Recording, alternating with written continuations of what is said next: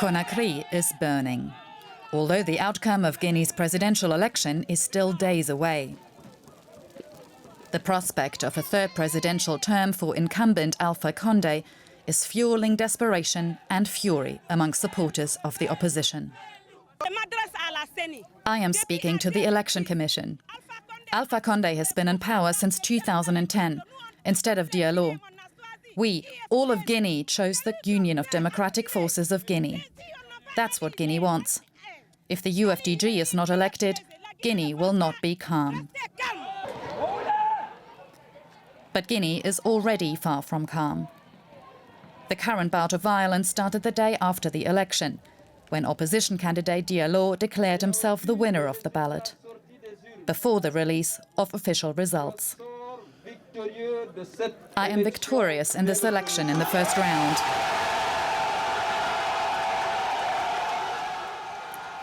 But it was too soon to celebrate. Over the last few days, the Election Commission has made official results available as they come in from constituencies. And so far, they're not confirming the victory that Diallo claimed was his. The man in the lead is Alpha Condé, the man who's led Guinea for the past 10 years. The opposition is crying foul and has been venting their anger on the streets, with deadly consequences, says Guinea's security minister.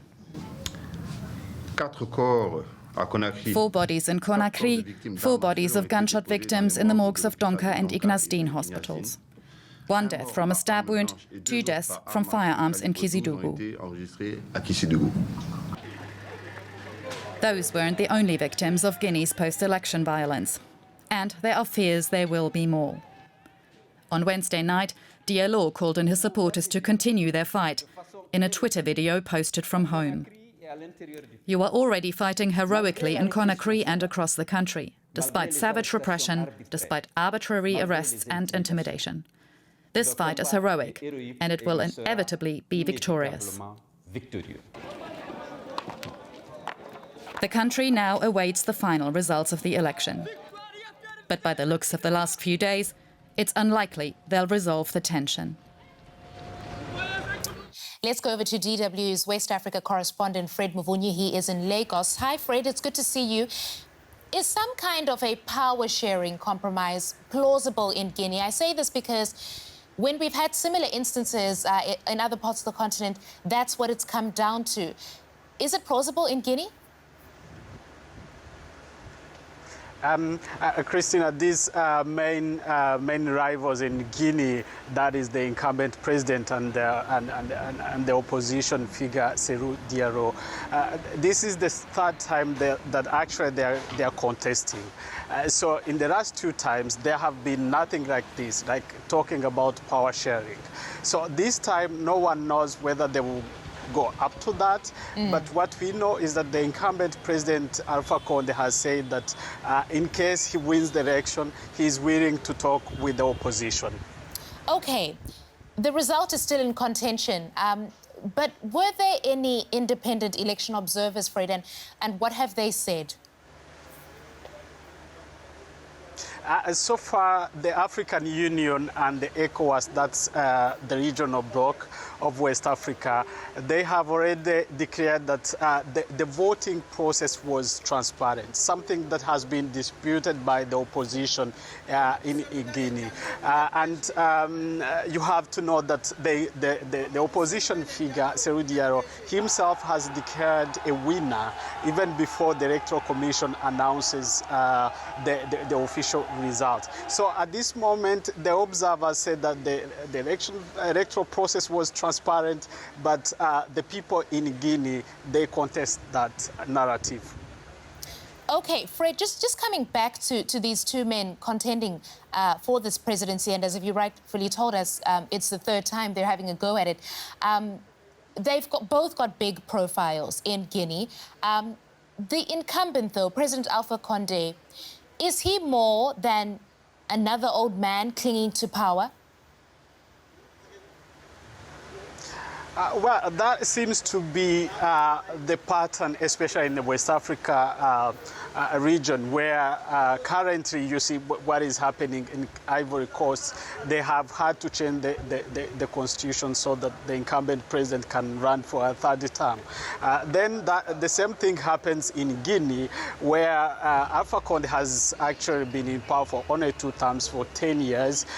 He has forced to change the constitution so that he can run for another term. But people have to know that this guy cannot be in the same basket as other people who have been in power for 2 decades, 3 decades, even 4 decades. He's just been in power for only two terms, that's 10 years. But then the change of the constitution itself raises questions about his motives. And his age also is very questionable. He's 82 years old. Fred, what about his main challenger, Cellou Dalein Diallo? He's no newcomer to political power, is he? Yes, he's very, very known. He has occupied several ministerial posts under President Alassane Conte, that is some couple of years ago. He has been also the prime minister. He's very, very experienced politician, and he has also massive support from Fulani community, which is really one of the biggest ethnic group in Guinea. So he has massive support, he has experience, but of course he's facing a very strong incumbent president. Fred, when can we expect the final official results from this election? Yeah, the final official results are expected in 8 days. That means that after the provisional results have been announced, then the candidates have at least 8 days to file a petition in Supreme Court, just in case they have problems, they question the results, and then the Constitutional Court will declare the final results. But if any candidate gets below 50, then there will be a second round, which is scheduled on 24th of November. All right, that's Fred Muvunyi in Lagos for us. Thank you, Fred. You're welcome.